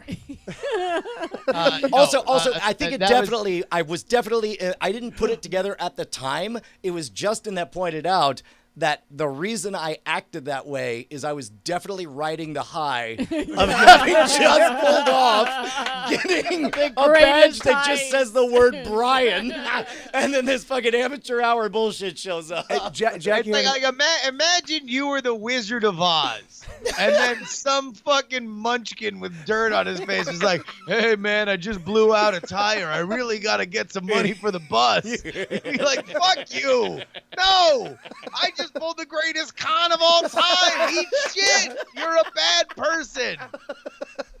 And worse, not a good professional. Hone your craft. So good times. Twitch. It's funny. Jackie Hearn was saying, "Too bad it wasn't recorded." And I felt that when after the whole thing, after we got all the badges, I'm like, "Oh crap! I could have recorded that on Instagram. That would have been great." And then literally the moment we walked away from that guy, I was like, "What was I thinking? I just like, what am I?" So yeah, don't hire me as a cameraman ever. Like I am not a photographer apparently. Oh my God. Well, there we go. Those are the tales from TwitchCon, which dovetail very neatly into Diamond Time. Diamond Time is where you can shout out your project right here on the show. Just head on over to reddit.com/r/Diamond Club. You'll see a post right there at the top of the page. You can shout out your projects. Beginning this week with Sign. Yo, Sign here, he writes. Could you do me a solid and follow me on Twitch? I want to get some of that Bezos money and possibly not starve. You all entertain me, so let me do the same. Follow me at twitch.tv/Agent SCYNE. That is twitch.tv/Agent Sign. Yeah, dude, I'm going to follow him right after I read this. Tweak900 say, hey, chat real old school RuneScape. Oh, hey, chat realm, I think he meant to write. Old school RuneScape just released on mobile. Come play with us. Our clan chat is AnonBlueCC. That's ANONBLUECC. Man, RuneScape. That's the thing that kids were playing. They're still doing it. Yep. Dude, I love that shit. By the way, can I just say how much these short-ass fucking Diamond Times are blowing my goddamn mind? And I love them. J King 206 brings us on home. My cousin is currently working his way through every SNES game ever released in America on his Twitch channel, Cartridge Blowers. If you're interested, please check out SNES in Excess here, twitch.tv/Cartridge Blowers. Nice. Hey, man, do we have any emails, or do you want to jump right into... Emails go at the end of the show, Brian. Okay. Diamond time. You mean checking in on the movie draft? How about we check in on the movie draft minute?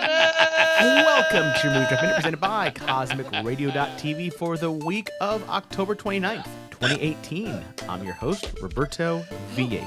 After a cyber attack reveals the identity of all the active undercover agents in Britain, Johnny English is forced to come out of retirement to find the mastermind hacker. Wait, really? That's the plot of this movie? Never mind. Let's go check the scoreboard. Team Core Killers and Team John Trekker are both tied for 5th place. Still running for the first one. Team Justin is in 4th place, $38.2 million. Team DTNS is in 3rd place, with Johnny English strikes again, bringing $1.7 million, bringing the total to $168.8 million. Team Nicole is in 2nd place, $204.6 million. And in 1st place, $221.5 million. It's Team Brian. And that is your Movie Draft Minute for the week of October 29th, 2018.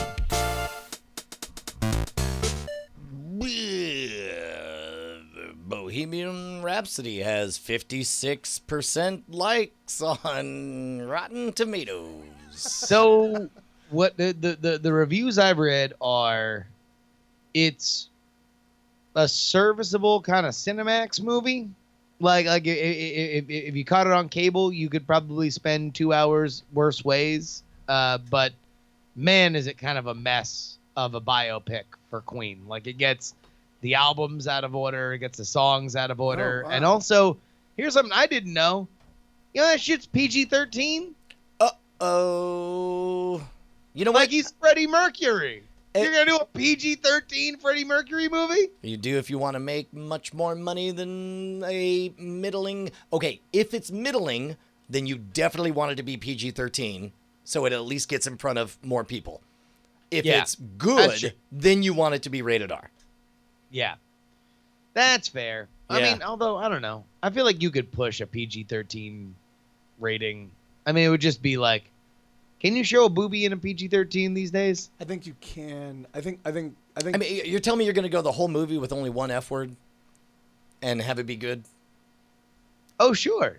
I think the drugs and the sex are more important than the cursing in a Queen biopic. Yeah. Hey, man, I really want to... It was you that told me that story of what Sacha Baron Cohen was saying about being offered the role, right? So allegedly, yeah, the story is that Sacha Baron Cohen was very excited to do the Queen biopic, and then walked away because when he approached Queen, one of the members, which is loudly rumored to be Brian May, said, sure, everything that you've described about Freddie's life and his death, brilliant. We love every second of it. But of course, that's only half the story. Yeah, like the as you described it to me, I remember you saying, like, he gets to the end and the scene when Freddie dies, and then the response from Queen was, and then what happens? Yeah. It was like, credits roll, we fuck the fuck off, we cash the checks. And they're like, yeah, it's not bad, but, you know, Queen went on to be super relevant and great for many more years to come. Where's all that? Like, I mean, did they? Like, is it like, you know, great job. You did a great job. No one's saying that you're not a great band altogether, but kind of the front man. That's kind of the story of Queen, is Freddie Mercury. Yeah. So anyway, we'll see. I guess, but we saw with Venom that a movie. Oh, did you ever get around to seeing Venom? No, but now I'm no longer on the road after 2 weeks from now, Did so you I will like have Venom? a lot more time to see movies. I did not care for Venom very much at all. Okay, yeah. I wouldn't think so. The thing is like Sony minus Marvel's direct creative input has train wrecked every Marvel movie they've ever made. Except, well, that's not. Well, yeah, pretty much. Homecoming. The amazing. No, that wasn't. But that was with Marvel. That was with Marvel. Yeah. Right, okay, So okay. the Amazing Spider-Man. I will the say my Amazing Spider-Man favorite was part. Okay, the one with what's her name? The My blonde. favorite part of Venom was right before the movie started. My brother, who was alive, leaned over and said, "This movie's gonna be terrible," and I said, "I know, I can't wait." It was great. in that regard. Very- It very was amazing. No. Jay, I very do want to see appreciate- it. I think I have my expectations properly calibrated for it to just be the first half of it at the very before it devolves into like super generic action dog shit to just be enjoyable fucking train wreck. Yeah. I think it'll deliver. But so anyway, I guess my only move now is to hope that Bohemian Rhapsody can somehow be bad and make all the money, but I'm not believing it. It might. I mean, look, there is the very real question of how much do people want to just watch the most expensive lyric video of all time in a theater? Like, would you like to watch a lot of really great Queen songs happen while you feel good listening to awesome Queen songs and Mr. Yes. Robot shakes his butt? Yes. Yeah. It sounds like a movie for me then. We'll go see it. I will go see it 100 1,000 million times. times. Yeah. It's actually a more interesting kind of thing. Like, is Bohemian Rhapsody maybe the best Alamo Drafthouse sing-along movie ever released? Like, they don't have to be good. They just got to have songs that are good. I mean, yeah, and they have a if lot of it's- good if it's- songs in It it. depends on If how it's many songs they fun. cram in there, man. If it's I mean- just nonstop from beginning to end. because the Queen, when they had hits, those hits were knocked way out of the park. They were like, they were way out of the park. Yep. So meanwhile, we got a whole bunch of Tom movies coming up. Nutcracker in the Four Realms is Team Cord Killers. Justin, your first movie is Creed 2? No, second movie after First Man. The fact that you think that is just depressing. Oh, the fact that I forgot that you had First Man, which has made all of $38 million. He Yeah. landed on the moon, you fucking ingrates. We Oh, stopped so it's a screaming. great movie. It was a great movie. And were you thinking that was going to be a blockbuster? Well, I was hoping that it would be at least, within spitting distance of a Star is Born. It had, let's put it this way. all that Oscar movie, like, this is an important movie. We all need to go see an important movie. And they definitely positioned it like that. And I'm certain that the studio is pretty disappointed. But It made fucking less. It has made less than Goosebumps 2. That's what First Man's done. But the good thing is, I don't want to help you, Justin, but it might actually make its money back. Once it actually hits the streaming sites. Like they might. No, because like the greatest feature of it is the IMAX-ness. Like that's what they say is like see it in IMAX. Well, But there's literally only one literally, look. IMAX scene. But it's worth it. Worth the price isn't of it a good admission. movie Yeah. though? I heard it was a good movie. Oh, It was it's just- great. yeah, It's a good great movie. movie. Yeah. So But it'll generate revenue otherwise. But the thing is, but then not. Okay, not in this game. That Yeah, doesn't not in count this game. for a Yeah, game. yeah, That doesn't yeah. count for a game. I know. Yeah. So I'm just Also, telling you, your look, impulse was right, but. It is the exact opposite of what it needs to be to make money. It's a very slow character study about a very non-charismatic leading character in a very personal story that evolves very slowly, that then is punctuated by very realistic, in no way traditionally cinematic trips into space. Yeah. And they're great and they're thrilling, much in the way that a roller coaster is great and thrilling, in that your body is tricked into thinking that you might die during it, but none of it is crazy or awesome. Worth going to see, but fuck me, I should have taken the goddamn singing movie. Hey, you want to do some emails? Yeah. So these are emails sent in to mail@nightattack.tv. If you have an email, comment, question, response, send it in, mail@nightattack.tv. Like this email that we got from Nick R. He writes, "My name is Nick from Ohio, and I'm my first time listener to you guys. Brian, I have watched numerous episodes of your scam school, and you are just great. Aw. First time for that Justin Robert Young guy. You guys are the perfect comical duo. You guys are so awesome and funny that I started at episode 1 and can't stop listening to you. Hey, wow, shit. that's awesome. Hey, somebody give him a warning about episode 6. Mike, set an over under on what episode you think Nick is at right now. We are on. You know what we're at now? What is this And episode? when We're was at when was 200 when was something, I the email think. sent? This was sent today. We are on today. This is episode 245. It was sent It was today. email was sent today. He said he started from episode 1. I'll say he's on episode 6. You're setting the over under. Brian and Justin are gonna bet. Oh bet yeah, Oh, yeah. You okay. got to Oh. set the line Oh. and take action. I got $1. I'm ready. We're gonna actually gamble. You have to set the line. Isn't the line The line is threshold, the, right? nu- So the Yes. line is Yeah. the number at which you are equally comfortable taking bets on both sides. yeah. Oh yeah. Okay. For Oh, even money. Because if you say 6, then they're I all see, gonna say I see, over. I see what you're 'cause- saying. Right. Yeah. Oh wow. I'll say 4. What? 5? All right, No, over. no, Over, no, over, he's sorry. over, No, over, no, hold on, over, hold on, hold on, hold on. over.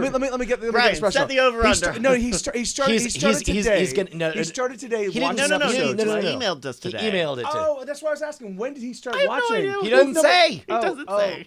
You know what's all right, really okay. great though is taking 5 fucking minutes to negotiate this. I just wanted to make sure. I thought if Yeah. he started today. I No, thought that's we right. don't know Okay. when he started. Oh, you don't know when he started. Okay, all right. So I'll say. I'll tell you what, episode I'll 32. set the line. I 32. think he's at Mike's- 115. That's the line. Okay, so you're gonna say over. Yeah, Justin. I would have went with an even 100 as the over under. Whoa, you both should have. He is at episode 34. Whoa! Only at episode Olé. 34. I won't stop until I get to enjoy you guys every Tuesday night. I would love. money. Shark. I got a buck. He says I got a book. I would love to hear Criminal. Bobama sing "Hey Boyfriend, Don't Suck on Those Nuts." Shout out to my friend and patron Herschel for telling me about you guys. If you don't listen to Night Attack, then you just suck, which is weird because this is at the end of the episode of Night I Attack. gotta be honest. Yeah. Hey, boyfriend, don't suck on no nut. Yeah. Boom, mama. Yeah. I gotta be honest. I didn't think. Or let me put it this way. I'm super proud that that Night Attack has evolved into the kind of show that has some evergreen status. I wouldn't have thought about going back and experiencing the last 4 years straight in a row. That's I would crazy also to say me. that like the episodes today are way different than like the first year of episodes. Yeah, although I think we agreed that everything got good fairly consistently from Ghost Dad onward, right? Like, because although I guess, you know, once I fell in love with Harmontown, I went back to the very beginning and listened to all those. So, and it's like I knew these were years and years ago, and Shows that, change. you know, Sure. yeah. Do you guys Yeah. remember episode 34? Nick with the C posted it. Do you guys remember anything about it? No, let's place bets Can though. you actually, if you give me the title? Okay. Yeah, the title is episode 34, We Make Cake the Old-Fashioned Way. Jesus, I bet the old-fashioned way involves jerking off.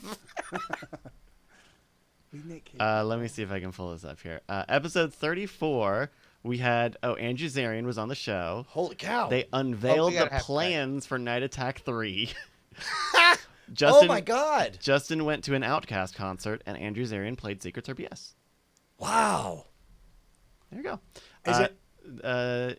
No, go with. Oh no. Well, thank you, Nick, for sending that in. We got another email here from Steven. He asks, what are your favorite places for fast food? I'm the general manager for 2 Dairy Queens in Washington State, so I can only say Dairy Queen, but Taco Bell is great. It's from Steven, the general manager, DQ Scoop.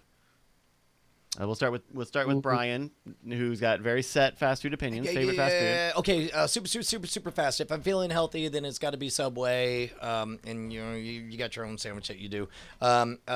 Second place on healthy is number 6, no mayonnaise. Substitute chili for the fries at a Wendy's, and then make sure to drink the chili like it's just hot cocoa, straight from the thing.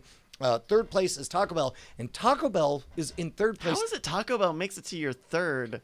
Like healthy? That you're jumping the whole spectrum, but that's what he's starting at healthy, and then going to like kind of not healthy Wendy's, and then he's jumping to Taco Bell, which is like all grease. Taco Bell, you can actually do really well if you get the steak fajita taco fresco style. Fresco. And then all of a sudden you're only at 180 calories. They're still doing per, fresco? Yeah. Oh, cool. Yeah. All right.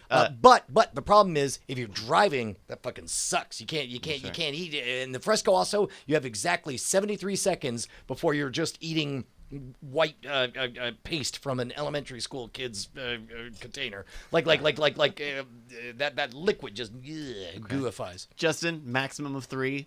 Favorite fast food? God, this is going to be awful because two of them are the exact same. This is part of Brian and I's unyielding and faded in the stars bond is that we have the exact same Wendy's order, except I go spicy chicken sandwich, no mayonnaise, no tomato, because tomato, the most awful X factor in all of fast food. You never know when that tomato. It is a roll of the dice. Every so often you get a Slimer, and that's not fun. Yeah. And that's the worst because the spicy chicken sandwich, which I could talk about for a solid hour and a half, number one, might be the greatest marvel of fast food. But man, there is maybe about a 50% success rate of that patty being cooked the way that it's supposed to.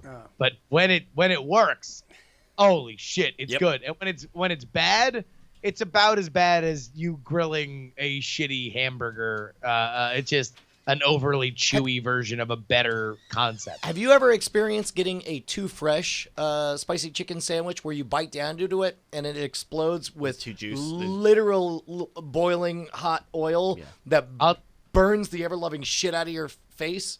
You want to know what? I'll deal with it. That is the 5%. Yeah. You want to know what? Your heart was in the right place. Yeah. You almost got me the exact sandwich that I wanted, but you pulled out too early. That's fine. Otherwise, Taco Bell. And beyond that, you want to know what? I'm going to go with Mickey D's. I feel like McDonald's, I'm going to go. And this, by the way, not too far off on the like not trying to eat like a total piece of crap. McDonald's salads, not the worst. I've been a fan of them. You toss those little grape ass tomatoes right out the window because they're never fucking good. Those are never good. Cherry tomatoes are the worst. Universally. I love beyond cherry tomatoes. words. Just No. If you get good cherry tomatoes and you put them on your own salad, I think they're fine. At a fast food restaurant, fucking, it's a wrap. Never. Disagree. I love them. All right, wait, what about you, Mike? All right, so I'm total California, right? So the thing is, and it's really funny as you guys are saying this. Like, so my favorite is In-N-Out, but it's an In-N-Out number 3 animal style burger, just the fries and the drink. Sometimes I'll get a shake. Number 2 is Del Taco. I've been eating. Fucking So yes, I'm in California. What the Hey, fuck? yeah. Jesus. So, but no. But I got a I'm specific. sorry. I didn't know we were going regional. All I've right, got- so I've here got we a go. specific- Third no, is no. I've got a specific Umami I've got a burger. specific meal. This is shit I've been eating my whole fucking life. This is my whole life. So two small Del Taco red burritos, right? The small ones, because the large ones have the meat to cheese to tortilla ratio is not perfect. The small ones are absolutely perfect. So 2 of those. I get one. Like they used to have the classic Del Taco taco. They no longer have that. I don't know what the fuck happened, but because I haven't been there in a while. But right. So I used to get those 3 and a large Coke and an order of medium French fry, and that was like my go-to meal that I've eaten since they differentiated between large and small Del Taco red burritos. So all right, so what's your number 3? I didn't know we were going. I didn't know we were repping our state. So mine is a Miami Subs order of chicken wings with a full bottle of champagne. You can actually order that, or at least you could. A pub sub boar's head meat and a pollo tropical. All right, are we playing this game? Okay. All right. First, after seeing a movie at the Alamo Draft House, I'll go to P. Terry's before visiting Thundercloud Subs. But I always make sure to get some Amy's ice cream on the way home. I like all those. I know Austin. I like all those. They're great. Those are all great. I totally subscribe to that. Yeah. All right. What about you, Bryce? All right. Favorite burger is Burger King. They have the Bacon King. God, it's all the calories though. It's like That's everything's. fine. They have a double. Bacon It's King crazy. Jr. They have a Bacon King Jr. I mean, your proper answer is to just who's got 2 thumbs and doesn't have a problem with calories. Look at this guy. No, it's like, who has 2 thumbs and all the metabolism? Yes. Well, this camera's from the top up. So favorite burger, Burger King. Favorite chicken is also Wendy's. I like the ranch. They have a ranch Asiago thing. It's like a fried chicken with ranch and lettuce, tomato, and stuff. Yep. That's pretty good. And I like the Wendy's fries. The Wendy's has good fries, Wendy's, especially when they salt I them. would place them in top tier fries for sure. And then third, I don't know what third would be. I think it would be I think it's a tie between Taco Bell and Taco Cabana, because Taco Cabana's Man, got, those are two very different experiences. and They yet are. they both satisfy the same hole in my heart. Sure. They're both open late. Taco Cabana is a sit down at the place Yeah, experience. I think Taco Yeah. Cabana's got better nachos. Taco Bell's got better basic tacos and it's like quesadilla. Yeah. I mean, So- but here's the thing. To me, Taco Bell is not Mexican food. It's Taco Bell. No But one said it was. Yeah, Correct. no. I feel like it's its own genre. Like I don't even know if I would connect it to other Mexican food. It's just Taco Bell, and I love So that In song fact- they sing. In fact, I do have to say I've probably eaten more Taco Bell Doritos Locos tacos. Oh my God. Those are great. Than I have anything else this past year. They did it, I yeah. think now they're I doing the think- breakfast as well. yeah, Their yeah, breakfast yeah. ain't bad. They have a spicy Doritos tacos loco also. do they Wait, really, spicier so than regular I've been eating- nacho I've been eating cheese the poop out of Doritos? those. Right, it's Okay, like it's yeah, spicy yeah. Doritos. Yeah, got it. I got it. They were doing like a big box for Taco Day. Like it's $5 and you get one of each taco. It was great. It was good. So, yes. Lastly, You we know, gotta- some religions have multiple taco days. It's great. lastly, Somebody asked the skeleton. Pre-show joke. Fucking sub to the Patreon. that's right. Lastly, we keep getting animal pictures and it's great. Kruvek sent in this cutie. Look at this little guy. Animal pictures. I Who's thought that? I thought you said anal pictures. I'm like, who's sitting here? They're welcome too. It's They're much welcome funnier too. for me to imagine who that. Look at this little guy. His age just winking at that's you. what I was If Hey. you want to send anal pictures, Bryce will just text them to us and we can react the same way. Oh, so cute. So cute. So Oh, he's all cleaned up. So that was from Kruvek. That was his dog. And then Jennifer sent this in about 8 minutes ago, saying Dat Cat enjoying that breeze. That cat enjoying that breeze. That cat enjoying that breeze. One more time, if you got comments, questions, responses, or cat or animal pictures, send them in mail at nightattack.tv. MAIL. MAIL. Hey, man. Good show. That was a lot of fun. Hey, what did we learn, Justin? Hey, look, we learned that if you're going to be an amateur, you should not step on the cape of a professional. We learned that MikeTV, hell of a traveling companion, does not have guitar strings or time for your bullshit. We learned that the band rocked so hard that they had to fall apart. We learned that Captain Jack Sparrow had a very successful post-Disney career. And that what was your name in Persia? Daryush. Hey, listen, when somebody asks you if you're Daryush, You say yes! Love you guys. See you next Tuesday. Night of Fire. Also, thank you to Jordan DeMoss for being our bit boss. 4,000 bits. Thank you very much, Oh, everybody. shit. Thank you, Jordan. Thank you. Of Drano. Night attack. Night attack. Night attack. Night attack. Night attack. Night attack. I love you.